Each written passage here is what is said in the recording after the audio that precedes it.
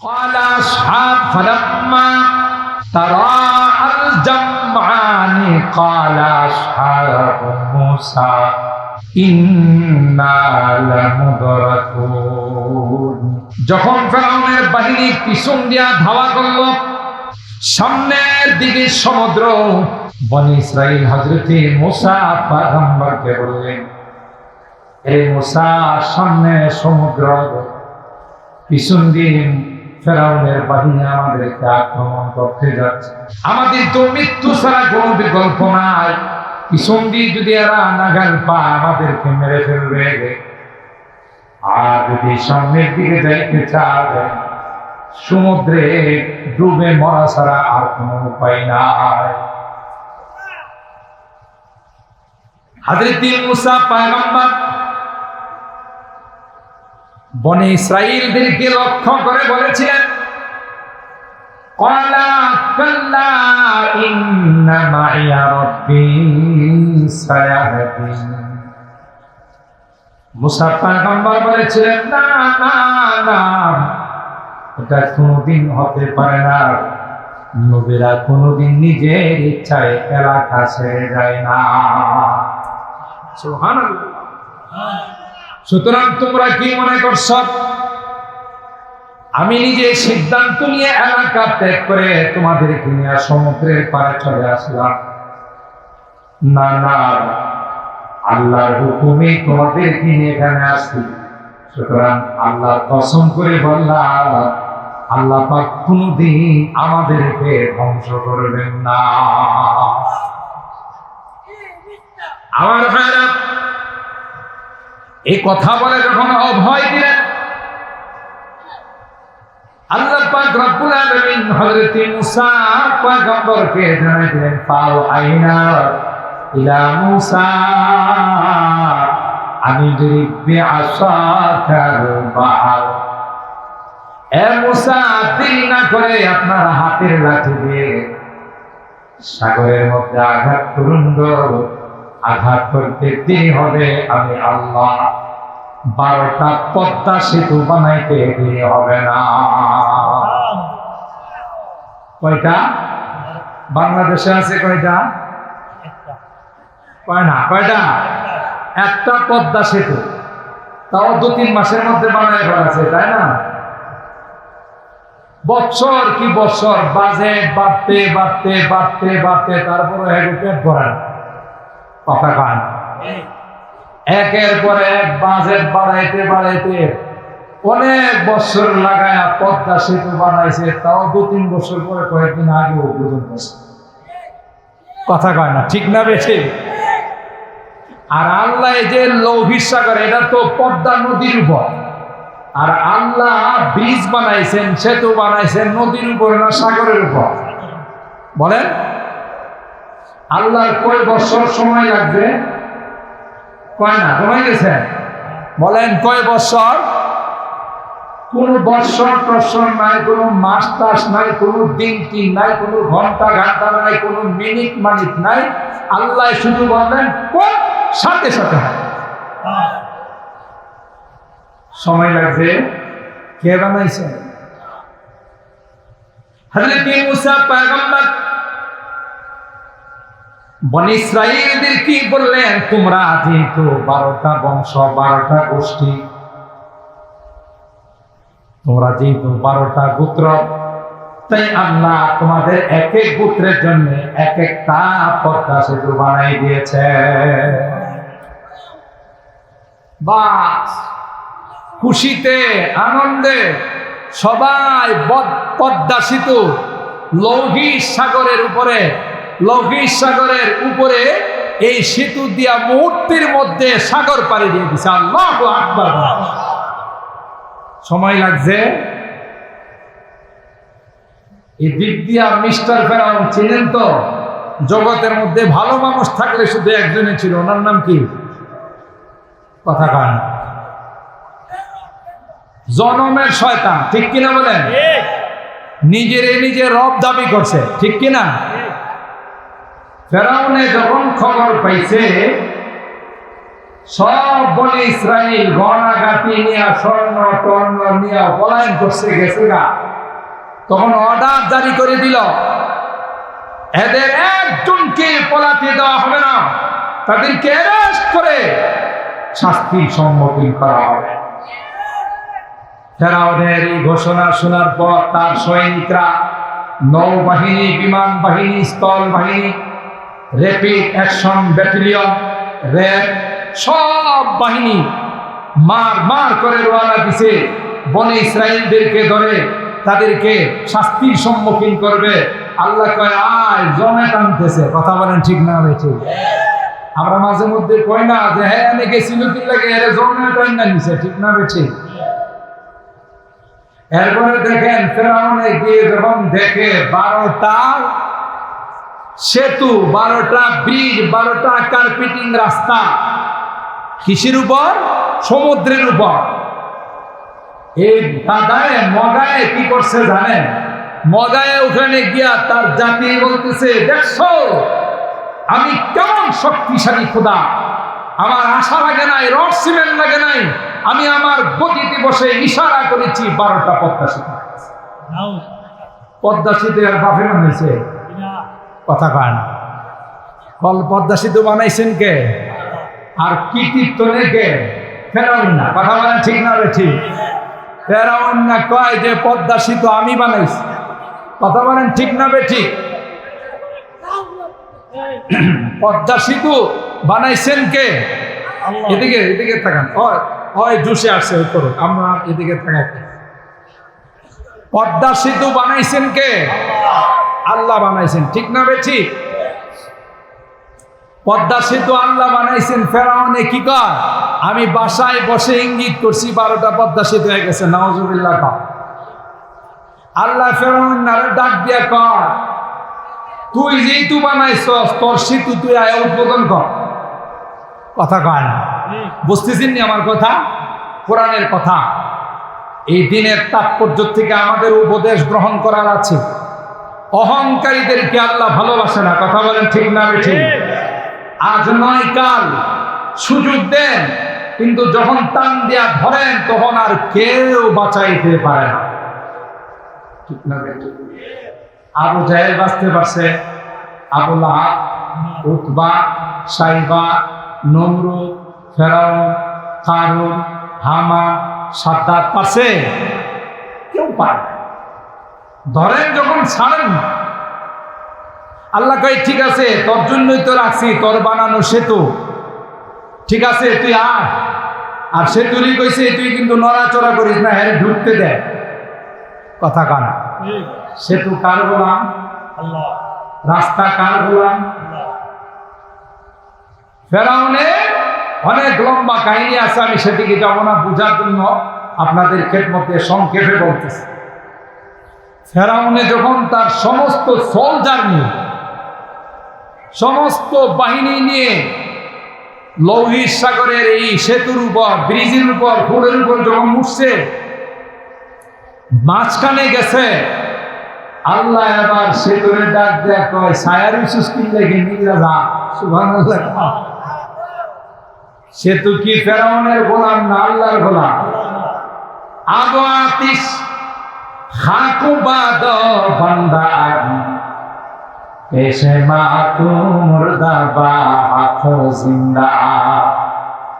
আল্লামা রুমি রহমাতুল্লাহি আলাইহি বলেন, তুমি জানো না পৃথিবীর সবকিছু কার গোলাম? পৃথিবীর যা কিছু আছে, পানি বাতাস, আগুন পানি বাতাস, যা কিছু আছে সবগুলো হলো আল্লাহর গোলাম। অর্ডার দিতে দেরি হয়, ওইগুলো একসঙ্গে যাইতে দেরি হয় না। আমার ভাইরা তাফসীর কিতাবের মধ্যে আছে, ফেরাউন যখন তার বাহিনী নিয়ে সৈনিকদের নিয়ে মাঝ সাগরে চলে গেল, সাথে সাথে ধমাধম ওই সেতুগুলো ভেঙে, কার্পেটিং রাস্তাগুলো ভেঙে সমুদ্রের সঙ্গে মিলে গেল। সুবহানাল্লাহ। এখন ফেরাউন সহ তার বাহিনী কেউ পানির উপরে নাই, সবগুলো পানির মধ্যে হাবুডুবু খাওয়া গেল। এবার ফেরাউন আল্লাহরে ডাক দিয়া কয় قال آمنت بالله الذي آمنت به بنو إسرائيل من المسلمين আল্লাহর ডাক দেখো আল্লাহ বুঝি এতদিন যা করছি সব নাফরমানি ছিল আমি বুঝতে পারি না বড় অপরাধ হয়ে গেছে এখন আল্লাহ তোমাকে বিশ্বাস করলাম আমি একজন মুসলমান হয়ে গেলাম আর কোনদিন তোমার নাফরমানি করব না আল্লাহ ফেরাউনকে ডাক দেখো ডুবার সময় তোমার কালিমা পড়ার মন হয়েছে কথা কয় না সময় আসে না চলে গেছে জোরে বলেন আসে না চলে গেছে আল্লাহ বলেন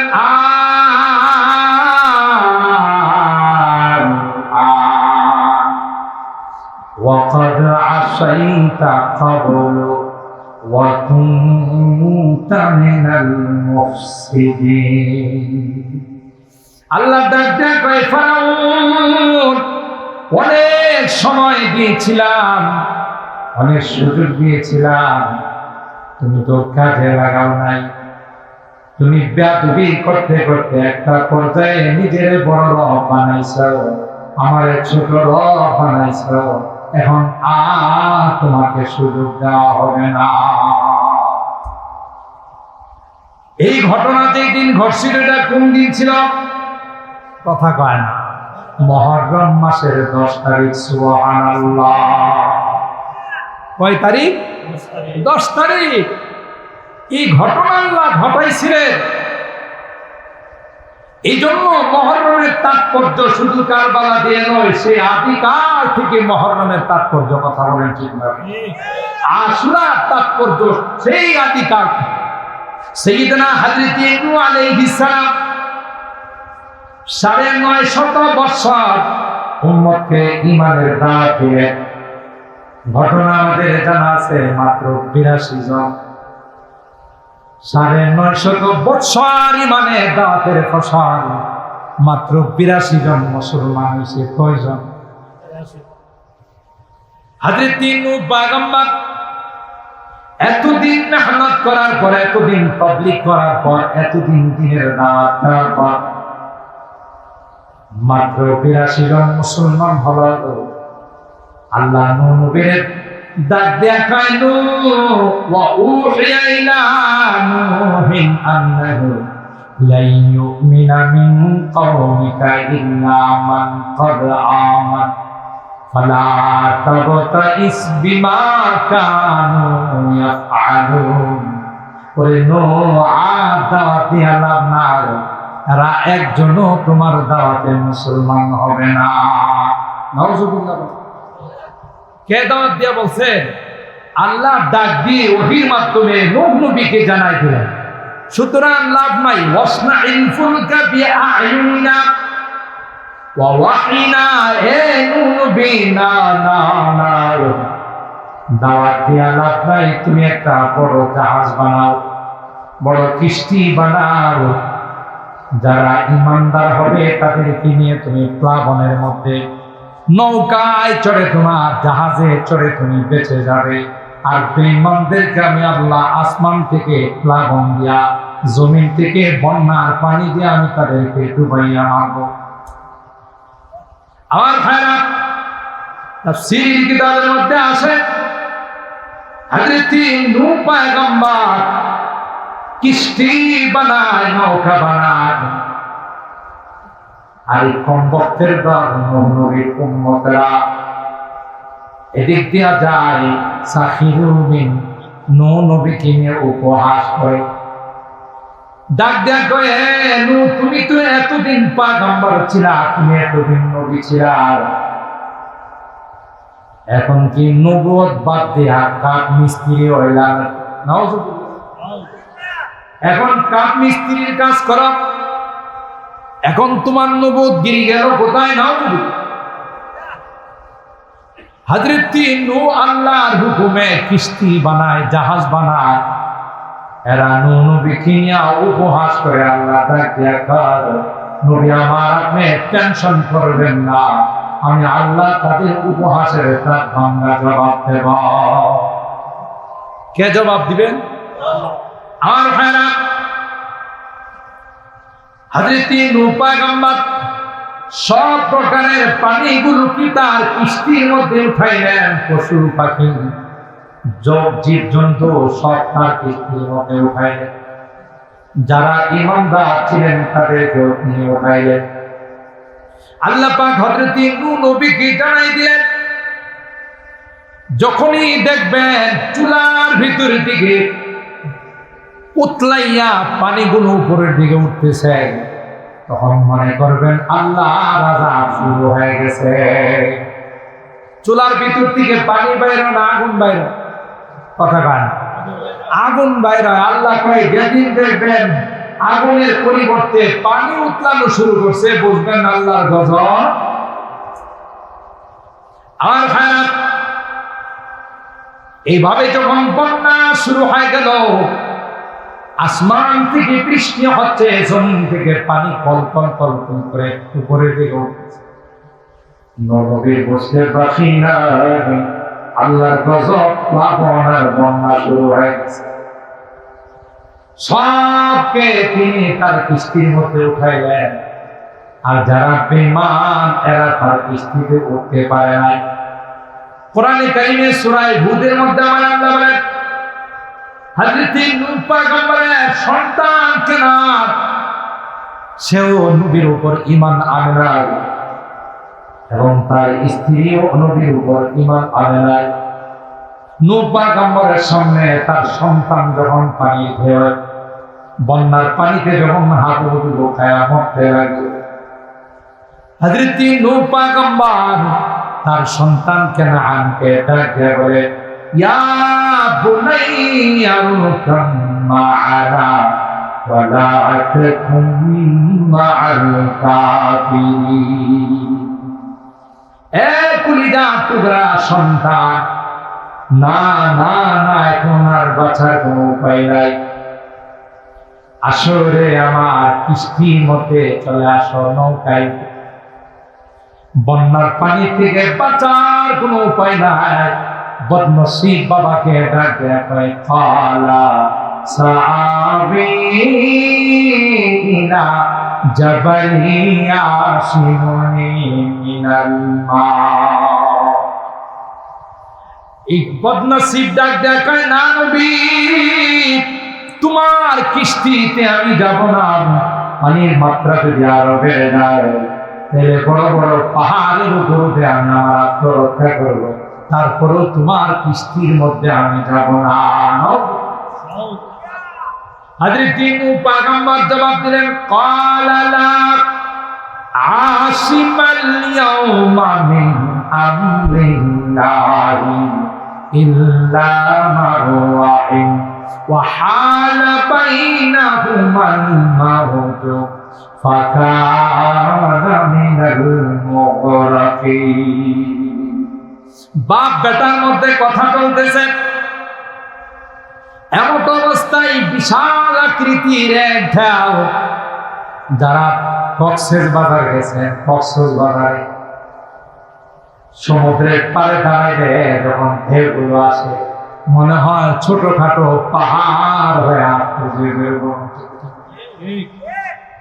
বিশাল আকৃতির ঢেউ হযরত নূহ পয়গম্বরের সামনে তার সন্তানকে যখন ডুবাইতেছিল, তখন তিনি বললেন, বাবারে আর বাঁচার কোনো উপায় নাই। এই বন্যার পানির থেকে আল্লাহ যদি কাউকে না বাঁচায়, তার বাঁচার কোনো উপায় নাই। ঠিক কিনা বলেন? গজব যদি আসে, কোন রকমের তদবির করে কি বাঁচা যায়? তুফান শুরু হয়ে গেছে, আপনি যত মজবুত ঘরে বাঁধেন, আল্লাহ যদি হুকুম ভেঙ্গে চুরমার করে দেওয়া যাবে। ঠিক কিনা বলেন? দেখেন না, একটা কথা আছে না, বাক্য আছে, তুফানে টিনের ঘর ফালাই দেয়। বোতল বাজার থেকে সিমেন্টের পিলার আছে, সিমেন্টের পিলার দিয়া সে ঘর ভালো করে মজবুত করে বানছে, লোহার এঙ্গেল দিয়া বানায়া উত্তর দিকে রূপকুরা, উত্তর পূর্ব দিকে, পশ্চিম দিকে রূপকুরা, কোনাকুনি, কাল বৈশাখী কয় বেড়া হইলে আস, কথা কয় না। ক্ষমতা থাকলে আসি দিকে আমার ঘরটা বানাইতে পারস না। এ কথা বলার সাথে সাথে কিছুক্ষণ পরে কালো মেঘ আসে, আকাশের মধ্যে কালো মেঘ আয়সায় প্রথম হেলিডেলে দিয়ে সাইড করছে, কথা বলেন ঠিক কিনা? কাল বৈশাখে একটা ধাক্কা দিছে, এটার আলো ভর্তা বানায় ফেলাইছে। এখন গিয়া চৌকির তলে আশ্রয় নিছে। ঘরের চৌকি খাট আছে না, তো আকাশ যদি খারাপ থাকে দেখবেন ঝড় তুফান আর বৃষ্টির থেকে কিন্তু দিন চমকাই বেশি, বিজলি দেয় না বেশি। এখন যখন বারবারে আকাশ চমকাইতেছে, আকাশ চমকাইলে তো সব আলোকিত হয়ে যায়। ওই বেটা তার বউরে ডাক দিয়া কয়, ঘরটা তো ফালাইছে, লাইট টিপ দিয়ে দেখে আমি কই, কথা কয় ঘরটা এত কষ্ট করে বাঁধলাম,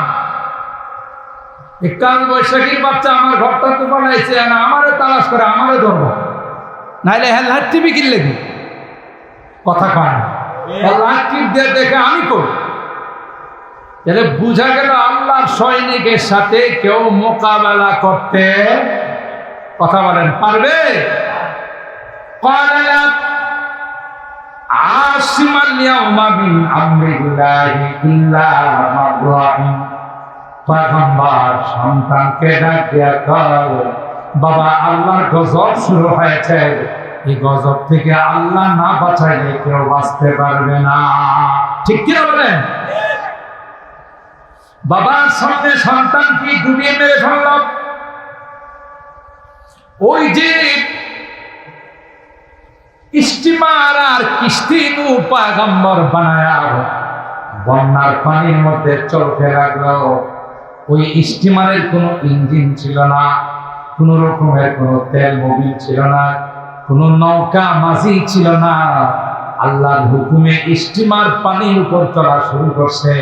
একদিন দুই দিন নয়, 6 মাস পর্যন্ত পানির উপরে চলতে চলতে ইরাকের একটা পাহাড় আছে, যে পাহাড়ের নাম জুদি পাহাড়, ওই জুদি পাহাড়ের মধ্যে গিয়া ঘাট বেড়াইছে। কোন পাহাড়? ওয়াস্তাওয়াত আলাল জুদি। কোরআনে আল্লাহ বলেন, যেই দিনে জুদি পাহাড়ে গিয়ে স্টিমারটা লাগছিল, ওই দিনটাও ছিল মুহররম মাসের 10। হুজুরে সুবহানাল্লাহ। যাই হোক, রাত হয়ে গেছে 12:15। আমি 12টার উপরে নেওয়ার নিয়ত নাই। যেই উদ্দেশ্যে আমি 2টা ঘটনা বললাম, আপনাদেরকে শুধু এইটুকুন বোঝানোর জন্যে যে আশুরার সম্পর্ক 61 হিজরি শুধু কারবালা থেকে নয়, পৃথিবীর শুরুর থেকে নিয়ে অনেক অনেক বড় বড় ঘটনা আল্লাহ ঘটাইছেন এই আশুরার মুহররম মাসের 10 তারিখে, কথা বলেন। এই মুহররম মাসের 10 তারিখ আমাদেরকে যে বার্তা দিয়ে যাচ্ছে, হ্যাঁ, সাইয়েদনা হযরতে হুসাইন রাদিয়াল্লাহু তাআলা আনহুর শাহাদাত আমরা আল্লাহর নবীর উম্মত হিসেবে আমাদের দিলে অনেক দাগ কাটে, কথা বলেন ঠিক কিনা? নবীর কলিজার টুকরা দৌহিত্র হযরতে হুসাইনকে যারা শহীদ করেছে, আমরা তাদেরকে ধিক্কার জানাই, কথা বলেন ঠিক না? কিন্তু কিন্তু কারবালা ঘটনা দিয়ে আশুরা না। কারবালার ঘটনাকে কেন্দ্র করে আমাদের দেশে যে তাজিয়া মুহররমের মিছিল বাইর হয়, আপনারা দেখছেন মিডিয়ার মধ্যে। আমাদের মিরপুরে, মোহাম্মদপুরে এই যারা বিহারি আছে, শিয়া সম্প্রদায় আছে, এরা তাজিয়া বের করে, এরকম মিছিল বের করে, নিঃসন্দেহে এটা বেঈমানদের কাজ, কথা বলেন ঠিক না? এটা কোনো ইমানদার করতে পারে না। বেঈমান হিন্দু মুশরিক যারা, এরা তাজিয়া বের করে, মিছিল করে, এরা রথ যাত্রা করে, কিন্তু মুসলমান কোনদিন হুসাইন রাদিয়াল্লাহু তাআলা আনহুর লাশ নিয়ে, তার তাজিয়া নিয়ে মুসলমান কোনদিন এই শোক যাত্রা পালন করতে পারে না, কথা বলেন ঠিক না? মুহতারাম হাজির, সুতরাং আমাদেরকে আল্লাহর নবী শিখাইছেন, মুহররমের 10 তারিখ আসলে তোমরা রোজা রাখো, তার সাথে একদিন আগে আর পরে মিলায় রোজা রাখো। কারণ ইহুদিরা যখন বলল যে এই 10 তারিখে আল্লাহ তাআলা মুসা নবীকে বনে ইসরাইলকে সমুদ্র পার করে দিয়েছিলেন, শুকরিয়া হিসাবে আমরা রোজা রাখি। আল্লাহ নবী তখন জবাব দিয়েছিলেন, ফানাহনু আহাক্কু বিমুসা ওয়া আউলা বিমুসা মিনকুম। তোমরা যদি এই কারণে রোজা রাখো, তোমরা তো মুসা নবীর কোনো কিছু অনুসরণ করো না, পালন করো না, মানো না। আমরা তো মুসা নবীর সবচেয়ে বড় হদ্দার, তার সবচেয়ে নিকটবর্তী, তাই আমরাও এই রোজা রাখবো। সুবহানাল্লাহ। তাই আল্লাহ নবী বললেন, সুমু আশুরা ওয়া খালিকু ফীহি ইয়াহুদা। তোমরা আশুরা রোজা রাখো, আর ওই দিন ইহুদিদের বিরোধিতা করতে গিয়ে একদিন আগে অথবা একদিন পরে। এই জন্য অনেক মা বোনরা, অনেক মুসলমান এই আজকে রোজা রাখছে, গতকাল রোজা রাখছে, 2 দিন হয়ে গেছে। অনেকে আজকে রোজা রাখছে, আগামীকাল রোজা রাখবে। তাহলে কয়দিন হবে? 2 দিন রোজা রাখা।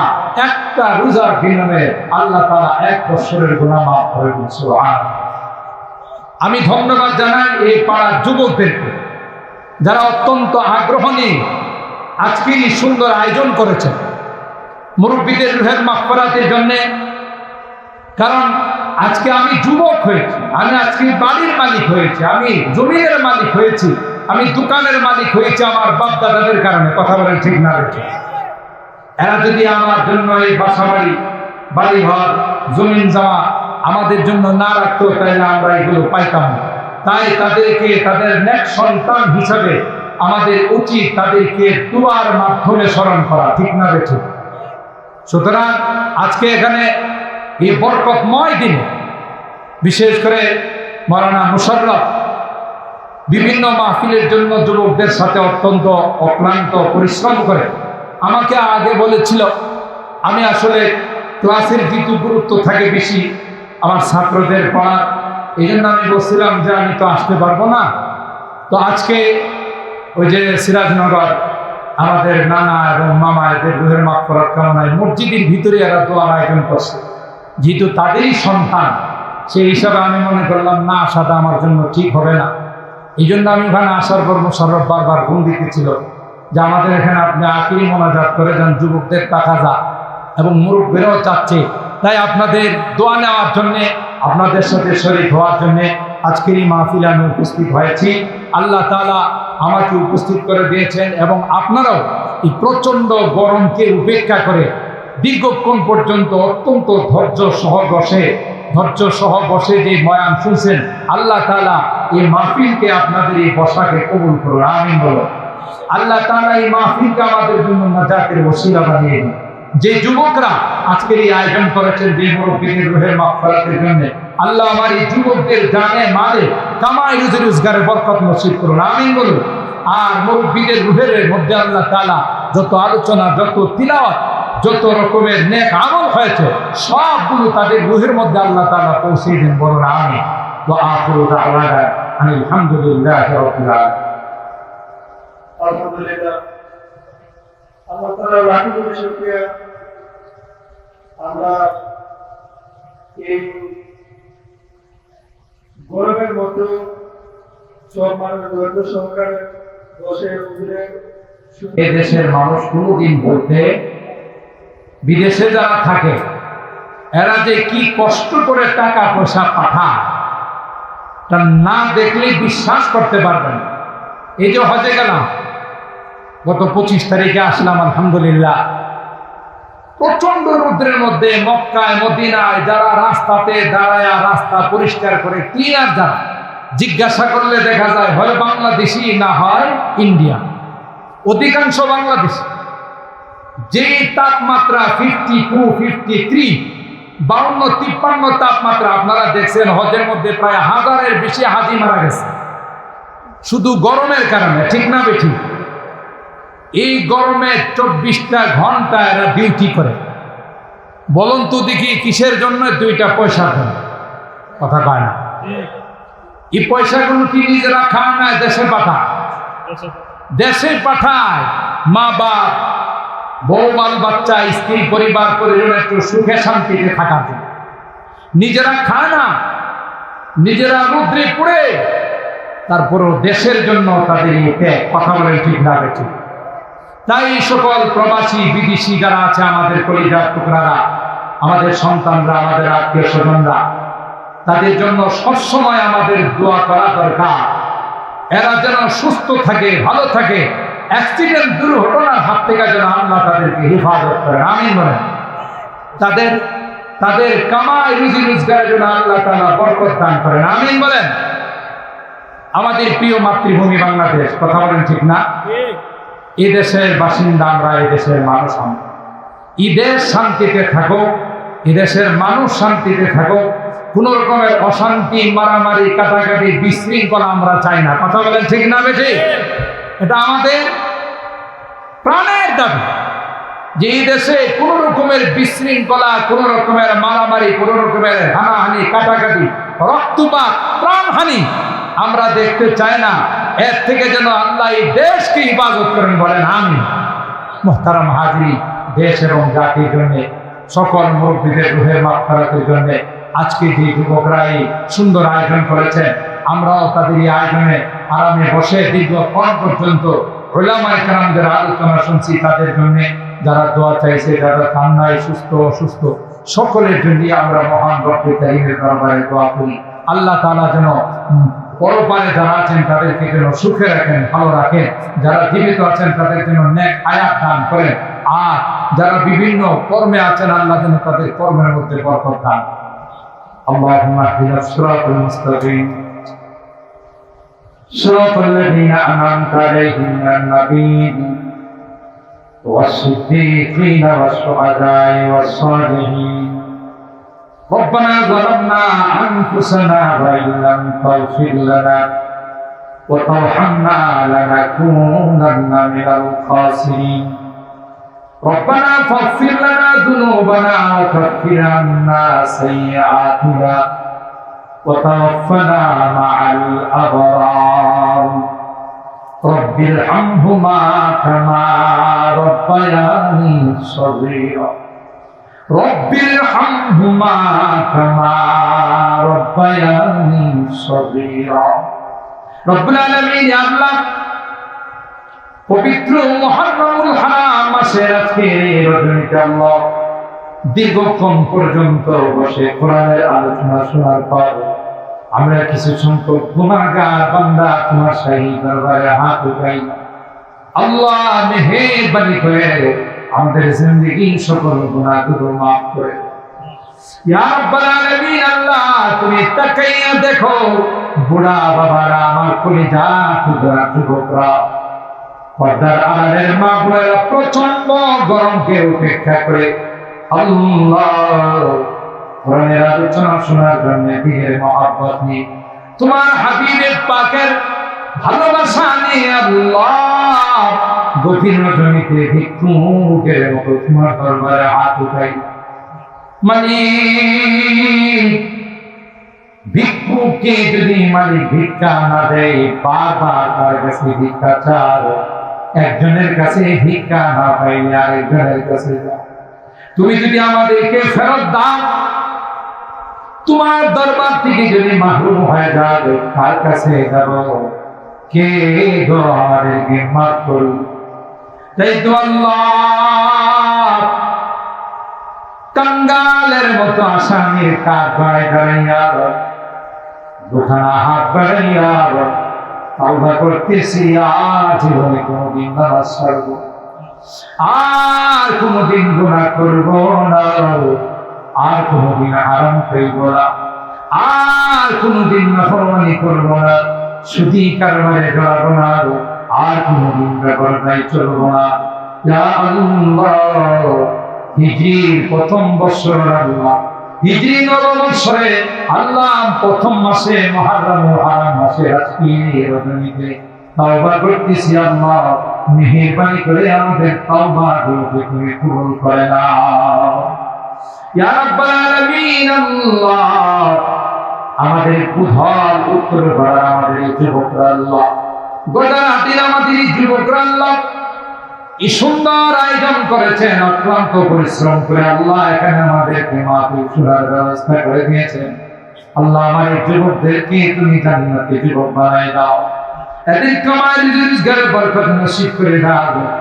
যে মরহুমদের জন্য বিশেষভাবে দোয়ার আয়োজন করা হয়, এই মরহুম সহ আল্লাহ এই এলাকার যত মুরব্বীরা কবরে শুয়ে আছেন, আল্লাহ মেহেরবানি করে তাদের জিন্দেগির গুনাহ খাতাগুলো মাফ করে দাও আল্লাহ, তাদের কবরগুলোকে জান্নাতের বাগান বানাই দাও।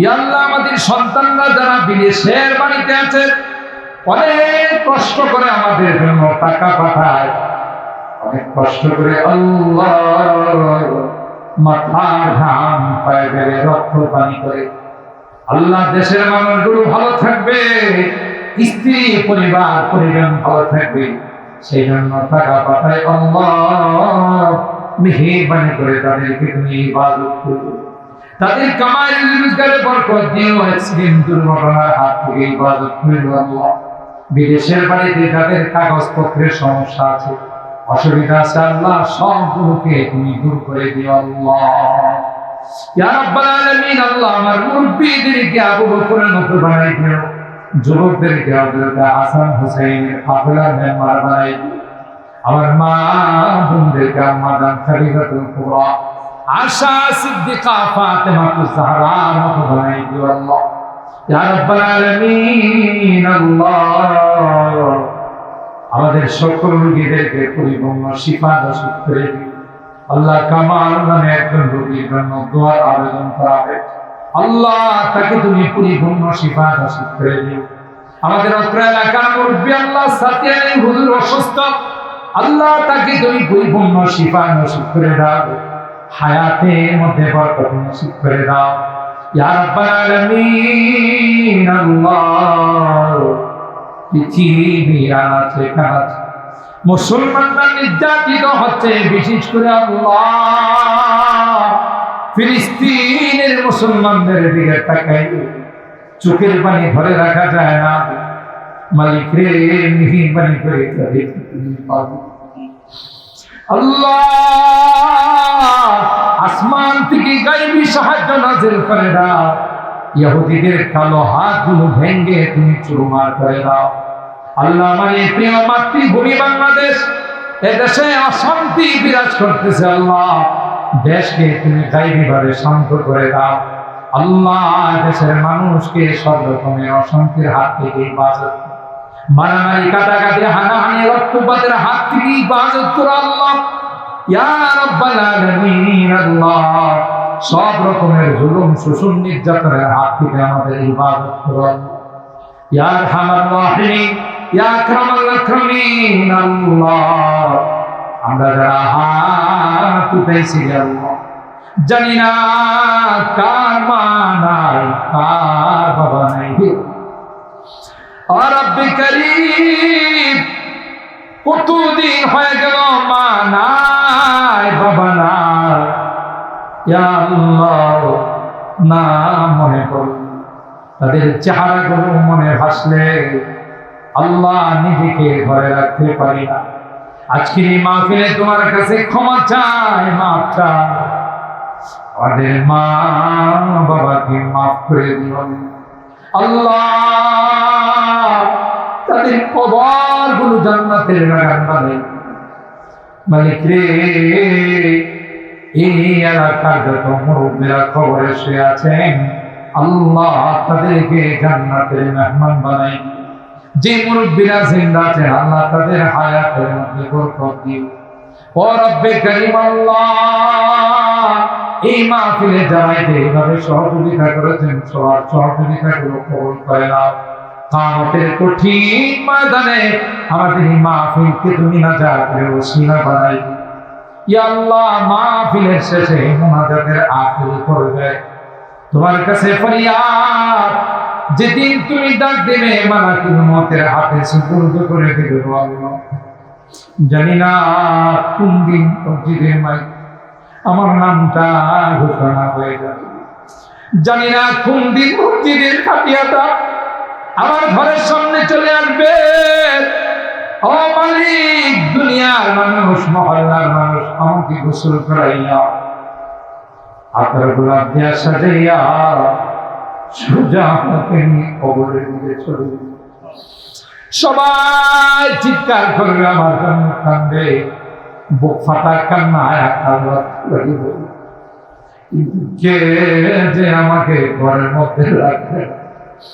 এই ঘর থেকে বাহির করবে, আর কোনদিন আমার ঘরে ঢুকাবে না। আল্লাহ ওই মুহূর্তটা আশা করবে নেককার কলমাওয়ালা বানায়া দুনিয়া থেকে নিও, দিনদার বানায়া দুনিয়া থেকে নিও। আল্লাহ আমি যদিও গুনাহগার, অনেক আলেম ওলামাদেরকে নিয়ে আল্লাহ হাত উঠেছি, সাদা দাড়িওয়ালা অনেক মুরব্বিদেরকে নিয়ে হাত উঠেছি আল্লাহ, কলিজার টুকরা যুবকদেরকে নিয়ে হাত উঠেছি আল্লাহ, পর্দার আড়ালের নেককারানা বোনদেরকে নিয়ে হাত উঠেছি আল্লাহ। যাদের হাতখানা পছন্দ হয় সে হাতের ওসিলায় পবিত্র মুহররমুল হারামের ওসিলায় তোমার হাবিবের তুফাইলে আমাদের দোয়াগুলো কবুল করে নাও। ربنا تقبل منا إنك أنت السميع العليم وتب علينا إنك أنت التواب الرحيم سبحان ربك رب العزة عما يصفون وسلام على المرسلين والحمد لله رب العالمين. السلام عليكم.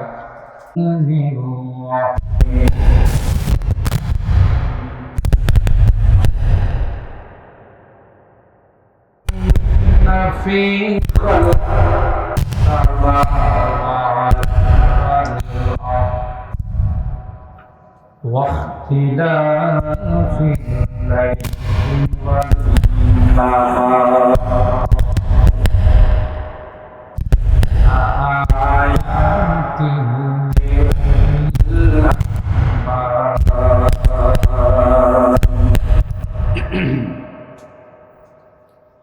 الذين يذكرون الله قياما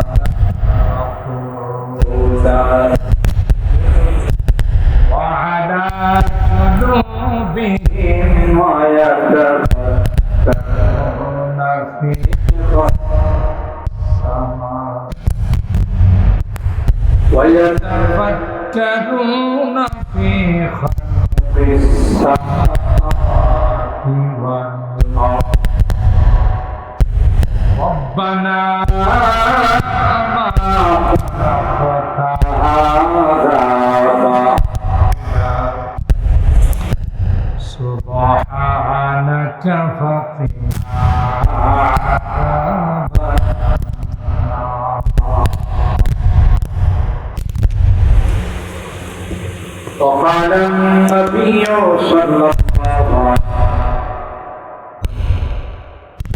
ويل لمن قرأها الآية ولم يتفكر فيها أو كما قال عليه الصلاة والسلام. بارك الله لنا ولكم في القرآن العظيم ونفعنا وإياكم بالآيات والذكر الحكيم. صدق الله العظيم وصدق رسوله النبي الكريم ونحن على ذلك لمن الشاهدين والشاكرين والحمد لله رب العالمين. সকলে দুরূদ শরীফ اللهم صل على محمد وعلى آل محمد كما صليت على إبراهيم وعلى آل إبراهيم إنك حميد مجيد. اللهم بارك على محمد وعلى آل محمد كما باركت على إبراهيم وعلى آل إبراهيم إنك حميد مجيد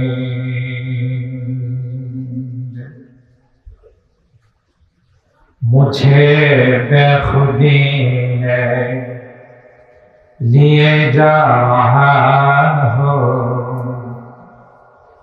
मुझे बेखुदी ने लिए जा रहा हो मोहम्मद मोहम्मद कहीं जा रहा हो बलगल उला कशफ दुजा बिजमालिह हसनत जमीउ खिसालिह सल्लु अलैहि व दे मुझे इश्क़ मुहम्मद अल मुहम्मद उम्मगिन दे मुझे इश्क़ मुहम्मद अल मुहम्मद उम्मगिन ओ मोहम्मद ही मोहम्मद विरदा मेरा रात दिन बलगल उला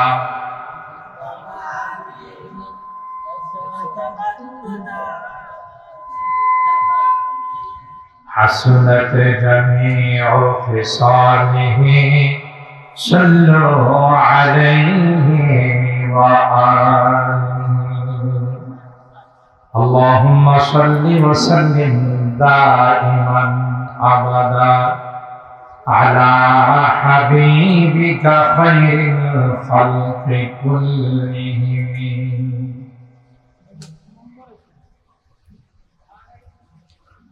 তেলিনগর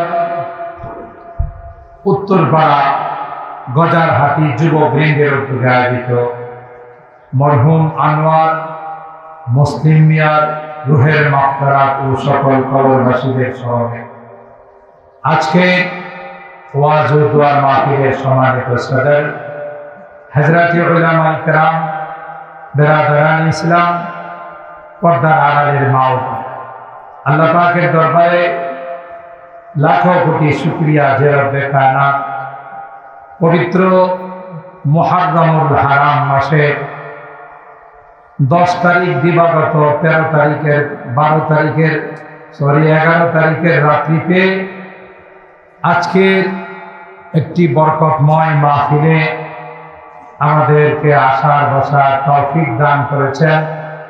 এই জন্য অন্তরের অন্তঃস্থল থেকে কালিমাতুশ শুকর আদায় করে জোরে সুরে বলি আলহামদুলিল্লাহ। আর একটু জোরে বলি আলহামদুলিল্লাহ। মোহতারাম হাজিরিন, আমার পূর্বে অত্যন্ত তাৎপর্যপূর্ণ আলোচনা করে থাকেন সুমধুর কণ্ঠের অধিকারী হযরতুল আল্লামা আজিজুল ইসলাম জালালী সাহেব দামাত বারাকাতুহুম। কারবালার ইতিহাস নিয়ে তিনি আলোচনা শুরু করেছিলেন। সময়ের স্বল্পতার কারণে তিনি তার আলোচনার ইতি টেনেছেন। আমি আপনাদের খিদমতে কোরআনুল কারীমের ৪র্থ নম্বর পারা থেকে 2খানা আয়াত তিলাওয়াত করেছি। সরকারে দু আলম মাহবুবে কিবরিয়া সৈয়দুল কাউনাইন সৈয়দুস সাকালাইন হযরতে মুহাম্মদুর রাসূলুল্লাহ সাল্লাল্লাহু আলাইহি ওয়াসাল্লামের অসংখ্য হাদিস থেকে ছোট্ট একখানা হাদিস পাঠ করেছি। যেহেতু আজকের মাহফিল অত্রপাড়া যুবকদের উদ্যোগে মুরব্বীদের রুহের মাগফিরাত কামনায় তাই আলোচনা আমাদের কাউসার আহমদ হাসানি সাহেব, জালালি সাহেব করেছেন। এই প্রচণ্ড গরমের মধ্যে খুব লম্বা আলোচনা করে আপনাদের কষ্ট দেব না, তবে বিনয়ের সাথে অনুরোধ করব, যেহেতু কষ্ট করে আমরা অনেকক্ষণ সময় এখানে বসেছি, আরেকটু কষ্ট করে আখরি মোনাজাত করে যাব ইনশা। বলেন সকলে ইনশা। আল্লাহ পাক আমাদেরকে মোনাজাত করে যাওয়া তৌফিক দান করুন, সকলে বলুন আল্লাহুম্মা আমিন।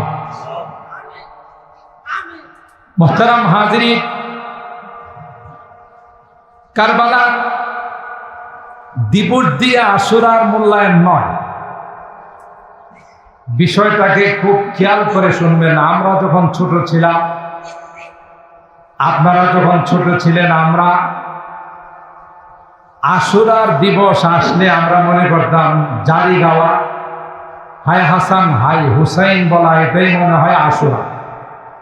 ঠিক কিনা বলেন? একটা সময় কিন্তু আমাদের অজানার কারণে, ইতিহাস সম্পর্কে আমাদের অভিজ্ঞতা না থাকার কারণে আমরা মনে করতাম আশুরা মানে হলো কারবালা। কারবালার ঘটনা ঘটেছে 61 হিজরিতে, আর আশুরার দিনের তাৎপর্য যেদিন থেকে আল্লাহ আসমান আর জমিন সৃষ্টি করেছেন সেদিন থেকে। তাহলে দুইটার মধ্যে বেশ কম আছে না নাই?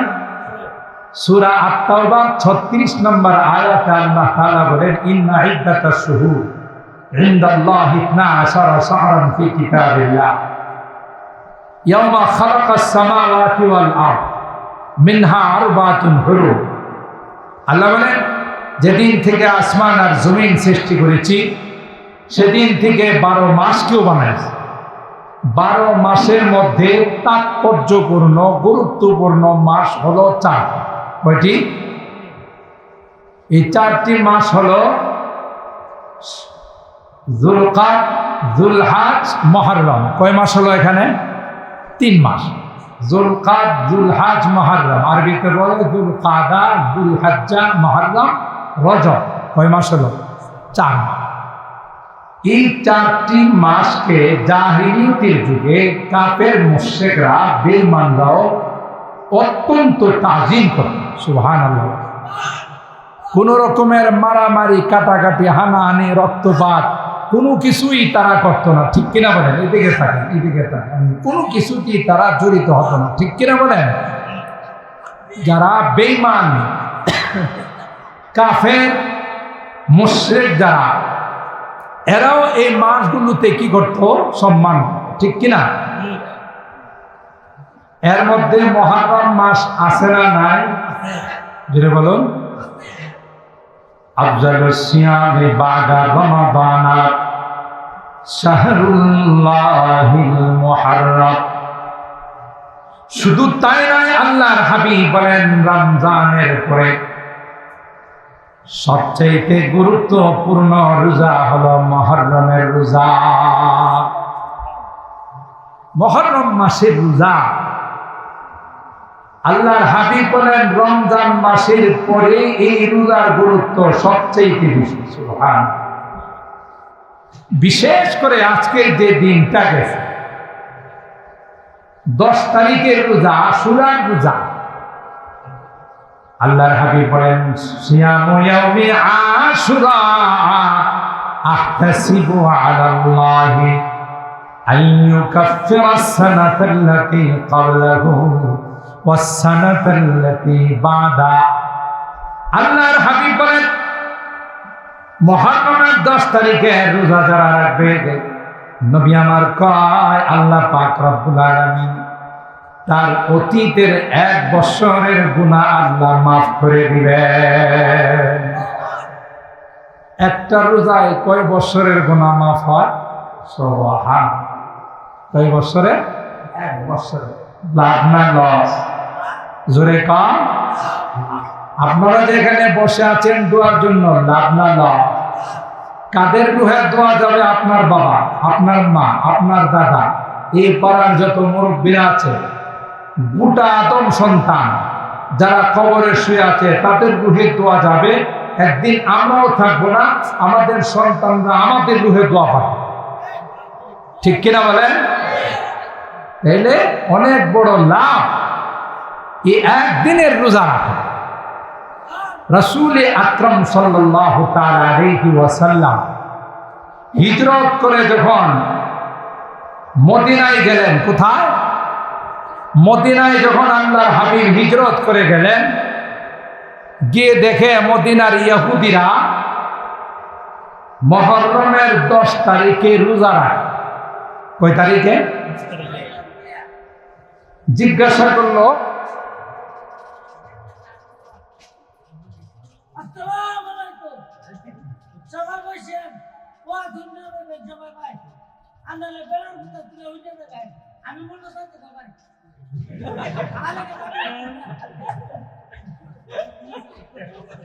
আল্লাহ জিকির জিকির করেন, জিকির করেন, সবাই জিকির করেন। লা ইলাহা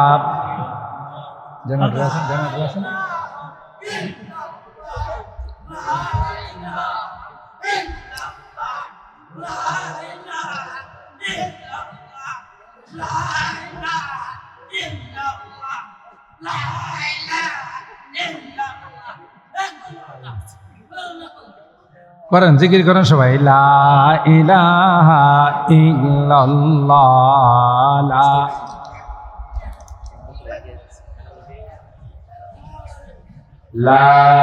ইলাহা ইল্লাল্লাহ, লা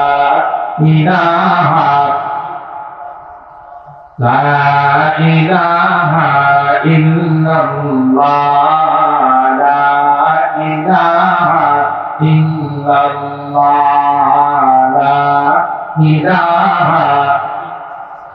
লা ইলাহা ইল্লাল্লাহ মুহাম্মাদুর রাসূলুল্লাহ সাল্লাল্লাহু আলাইহি ওয়াসাল্লাম। কি বলতেছিলাম? আল্লাহর নবী সাল্লাল্লাহু আলাইহি ওয়াসাল্লাম মদিনাতে গিয়ে দেখে কারা রোজা রাখে? ইহুদি। মুহররমের 10 তারিখে ইহুদিরা রোজা রাখে। তাদের কি জিজ্ঞাসা করলেন, তোমরা এই দিনে কেন রোজা রাখো? ইহুদিরা জবাব দিলে, কেন আপনি জানেন না? এই দিনেই আল্লাহ পাক আমাদের বংশধর বনি ইসরাইলকে মুসা নবী সহ লোহিত সাগর পার করে দিয়েছিলেন। সুবহানাল্লাহ। আমরা সেই নিয়ামতের শুকরিয়া হিসাবে এই দিনটা রোজা রেখে অতিক্রম করি। সুবহানাল্লাহ। ঘটনা হয়েছে কি জানেন? কোরআনে সূরা শুআরার মধ্যে ঘটনা। যখন ফেরাউনের বংশধর কিপ্তিরা, ফেরাউন সহ কিপ্তিরা যখন বনি ইসরাইলদের উপর অকথ্য নির্যাতন শুরু করে দিল, ছেলে সন্তান হলে হত্যা করে, মেয়েদেরকে চাকর চাকরানি বানায় বিভিন্নভাবে কষ্ট দেয়, তখন বনি ইসরাইলরা হযরতে মূসা আলাইহিস সালামকে বলেছিলেন যে এদের নির্যাতন আর আমাদের সহ্য হয় না, আপনি আল্লাহর কাছে দোয়া করেন, আল্লাহ যেন আমাদেরকে একটা নাজাতের মুক্তির ব্যবস্থা করেন। আল্লাহ নবী হযরত মূসা কালিমুল্লাহ যখন দোয়া করলেন, আল্লাহ তাআলা ওহীর মাধ্যমে মূসা আলাইহিস সালামকে জানাই দিলেন, গভীর রজনীতে, অন্ধকার রাত্রিতে বনে ইসরাইলদেরকে নিয়ে আপনি এলাকা ছেড়ে চলে যান, এলাকাতে আপনি থাকবেন না। এই দেশ মিশর ত্যাগ করে আপনি সিরিয়াতে চলে যান। তো মিশর ত্যাগ করে যে যাবেন, যাওয়ার পথে বিশাল সমুদ্র পড়ে। এই সমুদ্রের নাম হলো লোহিত সাগর। কি সাগর? হযরত মূসা আলাইহিস সালাম সমস্ত বনে ইসরাইলদেরকে নিয়ে যখন মিশর ত্যাগ করে সাগরের পাড়ে গেলেন, এদিক দিয়া ফেরাউনের খবর হয়ে গেছে সব বনি ইসরাইল এলাকা ত্যাগ করে চলে গেছে। সাথে সাথে ফেরাউনের লস্কর, ফেরাউনের সৈনিক পিছন দিয়া অস্ত্র শস্ত্র নিয়ে ধাওয়া। তাইলে মাঝখানে হলো মুসা নবী এবং তার উম্মত বনি ইসরাইল, সামনে সাগর, পিছনে ফেরাউনের সৈনিক।